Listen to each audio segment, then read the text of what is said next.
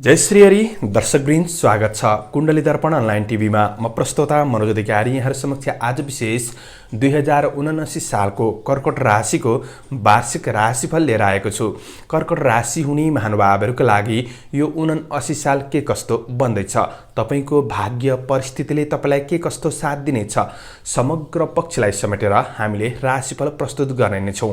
दर्शकवृन्द, यस्तै जानकारीमूलक भिडियो हेर्नका लागि हाम्रो च्यानललाई सब्स्क्राइब गर्नुहोला र सब्स्क्राइब गरेसँगै अल बटनमा थिच्न भने नभुल्नुहोला। दर्शकवृन्द, 2079 साल तपाईको कर्म क्षेत्र के कस्तो बन्दैछ, व्यापार व्यवसायको क्षेत्र, आर्थिक आय आर्जन पक्ष के कस्तो रहनेछ, त्यस्तै शिक्षा, स्वास्थ्य, पारिवारिक जीवन र यात्राका दृष्टिले, प्रेम सम्बन्धका दृष्टिले के कस्तो रहनेछ, के कस्तो क्षेत्रमा थोरै सजग रहनुपर्नेछ, के कस्ता उपायहरू गरेर अगाडि बढ्दा तपाईका लागि यो 79 साल राम्रो बनाउनका लागि मद्दत पुग्नेछ, यी समग्र पक्षलाई समेटेर हामीले राशिफल प्रस्तुत गरेका छौं। दर्शकवृन्द, धैर्य भएर हेर्ने प्रयास भने गर्नुहोला। दर्शकवृन्द, यदि ज्योतिषसँग सम्बन्धित रहेर कुनै पनि जिज्ञासाहरू छन्, समस्याहरू छन् भने हामीलाई निर्धक्क भएर कमेन्ट गर्नुस्।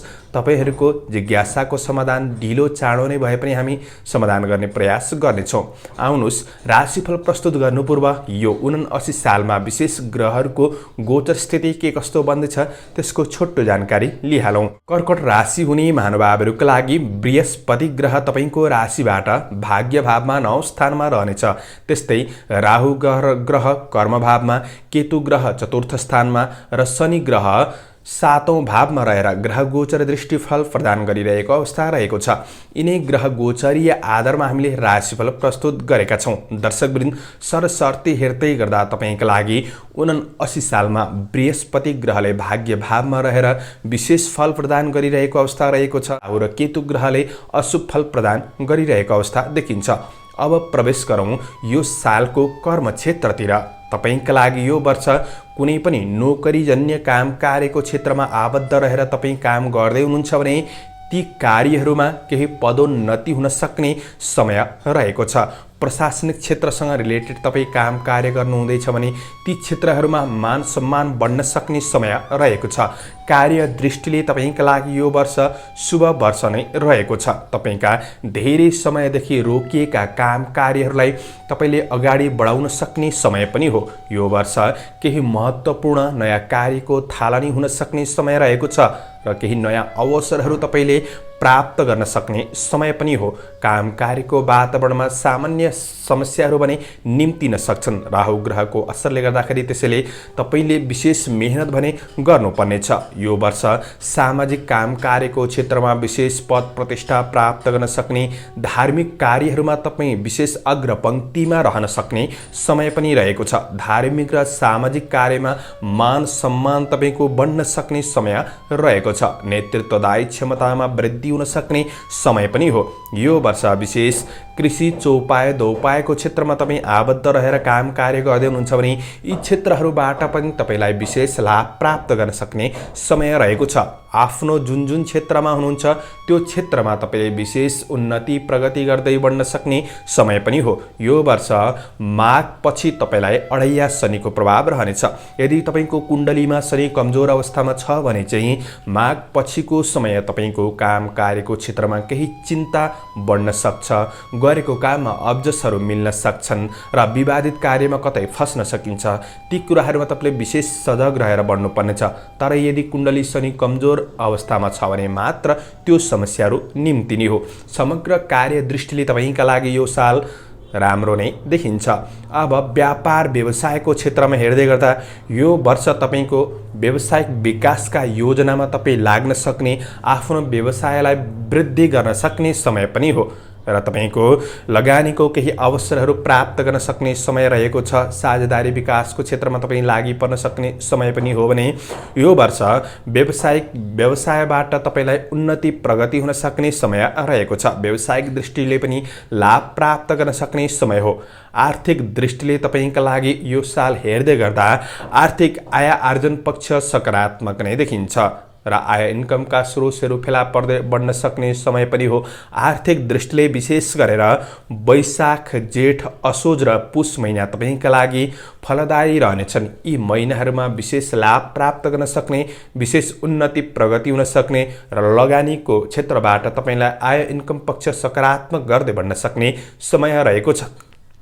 आर्थिक चिन्ताका विषयहरू तपाईंको हटेर जानेछन् र आर्थिक दृष्टिले पनि तपाईंका लागि यो वर्ष खिन्न हुनुपर्ने अवस्था पनि छैन।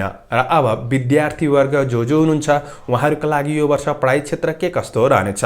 यो वर्ष तपाईंको विशेष बुद्धिसँग सम्बन्धित, तपाईंको बौद्धिकसँग ज्ञानसँग सम्बन्धित बृहस्पति ग्रह शुभ ठाउँमा रहेको छ। यसले गर्दाखेरि तपाईंको पढाइ पक्ष सकारात्मक नै देखिन्छ। जो उच्च शिक्षामा हुनुहुन्छ, जो विद्यार्थी वर्गहरू प्रारम्भिक शिक्षामा हुनुहुन्छ, दुवैतर्फ तपाईंका लागि सकारात्मक रहनेछ। अपुरा शिक्षाहरूलाई तपाईले पूर्णता दिँदै बढ्न सक्ने, रोकिएको शिक्षा छ भने त्यस रोकिएको शिक्षालाई पनि अगाडि बढाउन सक्ने समय रहेको छ। शिक्षा क्षेत्र तपाईंको सुधार हुँदै जान सक्ने समय हो। अब विशेष परीक्षा प्रतियोगितामा तपाईं सहभागी हुँदै हुनुहुन्छ भने त त्यसका लागि विशेष तयारी तपाईं आफैले गर्नुपर्नेछ। विशेष अङ्कका लागि विशेष मेहनतका साथ तपाईले अगाडि बढ्नुहोस्। शिक्षा क्षेत्रमा सफलता मिल्न सक्ने समय हो। अब स्वास्थ्यका दृष्टिले यो साल हेर्दै गर्दा तपाईंका लागि माघ 27 गते पछिको समय यदि कुण्डलीमा शनि कमजोर छन् भने हाड जोर्नी सम्बन्धी केही समस्याहरू देखिन सक्छन् र मानसिक चिन्ता बढ्न सक्ने समय हो। र पारिवारिक स्वास्थ्यमा पनि केही प्रतिकूल असर भने देखिन सक्छ। यी कुराले सताउन सक्ने समय हो। त्यो कुरामा विशेष ख्याल गरेर बढ्ने कोसिस गर्नुहोस्। खानपिन, आहार विहारका कुरामा विशेष ध्यान दिनुहोस्। वृद्धहरू हुनुहुन्छ भने दीर्घरोग सम्बन्धी समस्याहरूले केही सताउन सक्छ। त्यो कुरामा विशेष ख्याल गरेर बढ्ने कोसिस गर्नुहोला। त्यस्तो ठूलो प्रतिकूल असर भने नहुन सक्छ। यो वर्ष स्वास्थ्य क्षेत्रका दृष्टिले सामान्य समय रहेको छ। अब पारिवारिक जीवनका दृष्टिले तपाईंका लागि यो साल के कस्तो बन्दैछ? परिवार बीच दाजुभाइसँगको सम्बन्धमा आत्मीयतापन बढ्न सक्ने समय हो। बृहस्पतिको शुभ दृष्टि रहनेछ। दिदी बहिनीसँग संसर्ग बढ्न सक्ने समय हो। आत्मीयतापन बढ्नेछ। तपाईंको योजनाहरूमा परिवारबाट साथ सहयोग प्राप्त गर्न सक्ने समय रहेको छ र पारिवारिक माङ्गलिक कार्यहरू पनि यो वर्ष हुन सक्ने समय हो। पारिवारिक यात्राहरू पनि हुन सक्ने समय रहेको छ। यो वर्ष पारिवारिक सम्बन्धका दृष्टिले साथ सहयोगपूर्ण भावनाको विकास हुन सक्ने, व्यावहारिक भएर एकअर्कामा साथपूर्ण रूपमा अगाडि बढ्न सक्ने समय रहेको छ। यो वर्ष पारिवारिक जीवनका दृष्टिले त्यस्तो ठूलो प्रतिकूल असर पनि नहुन सक्छ। सामान्य मनमुटाव त देखिन सक्छन् र पनि माङ्गलिक कार्य आदिको आयोजनले गर्दाखेरि त्यो सम्बन्धलाई सुधार गरेर बढ्ने मौका पनि जुट्नेछ। त्यसैले सम्बन्धको पक्ष यो वर्ष सकारात्मक नै रहनेछ। अब प्रेम र वैवाहिक सम्बन्धमा यो 79 साल हेर्दै गर्दा प्रेम जीवन तपाईंका लागि सकारात्मक रहनेछ, किनभने बृहस्पतिको दृष्टि प्रभाव रहनेछ। प्रेम सम्बन्ध सकारात्मक रहनेछ। सन्तान पक्षमा भने तपाईंको सामान्य कष्टकर पनि रहन सक्ने समय हो। पूर्ण नकारात्मक स्थिति भने नहुन सक्छ।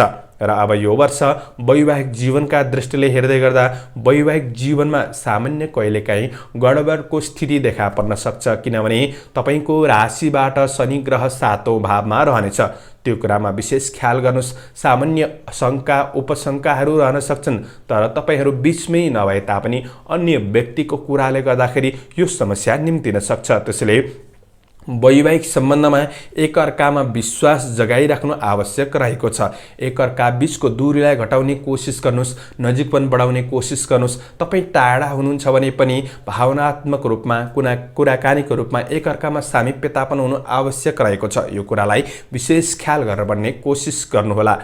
यो वर्ष तपाईंका लागि कुन क्षेत्रमा यो वर्ष यात्राका दृष्टिले हेर्दै गर्दा तपाईंको वैदेशिक काम कार्यहरू सफल रहनेछन्। विदेशमा रहेर काम गर्ने साथीभाइहरूको लागि सकारात्मक नै देखिन्छ भने वैदेशिक यात्राका लागि तपाईं कोसिस गरिरहनु भएको छ भने त्यो क्षेत्रमा यात्रा हुने कुरामा चाहिँ सामान्य सङ्घर्ष पनि रहन सक्छ र बढी प्रयास गर्नुपर्नेछ। यो वर्ष धार्मिक तीर्थस्थलहरूको यात्राहरू भने हुन सक्ने समय पनि देखिन्छ। जुन वृद्धहरू हुनुहुन्छ उहाँहरूको लागि यात्रामा निस्किने कोसिस गर्दै हुनुहुन्छ भने यो वर्ष फलदायी देखिन्छ। र अब यो वर्ष कुन कुन क्षेत्रमा केही बढी सजग रहनुपर्नेछ भन्ने कुरामा केतुको प्रतिकूल असर रहनेछ। यसले गर्दाखेरि तपाईँका लागि शत्रु वृद्धि हुन सक्छन्, शत्रुबाट हानि नोक्सानी पुग्न सक्छ, मानसिक चिन्ता केही बढ्न सक्ने र काम कार्यको क्षेत्रमा केही सङ्घर्ष भने रहन सक्ने समय हो। यी कुराहरूमा विशेष ख्याल गरेर बढ्ने कोसिस गर्नुहोला। यो वर्ष तपाईँका लागि श्रावण, कार्तिक र चैत्र महिना केही सङ्घर्षपूर्ण बन्न सक्छ। यी महिनाहरूमा विशेष सावधानी रहेर बढ्नुपर्ने समय हो। अब के कस्तो उपायहरू गर्दा तपाईँका लागि राम्रो हुनेछ? यो वर्ष राम्रो बनाउनका लागि तपाईँले विशेष गौरी शङ्कर भगवानको उपासना गर्नुहोस्, भगवान शिवको आराधना गर्नुहोस्। यो कुराले तपाईँको नकारात्मक असरहरू हटेर जानेछन् र सकारात्मक प्रभावमा वृद्धि हुनेछ र उन्नति प्रगति हुनेछ। दर्शकवृन्द, 2079 साल कर्कट राशि हुनेहरूको लागि शुभ रहोस्, शुभ बन्न सकोस्, यही शुभकामना प्रदान गर्दै म ज्योतिषी मनोज अधिकारी आजको प्रस्तुतिबाट बिदा लिन चाहन्छु। जय श्री हरि, जय श्री कृष्ण।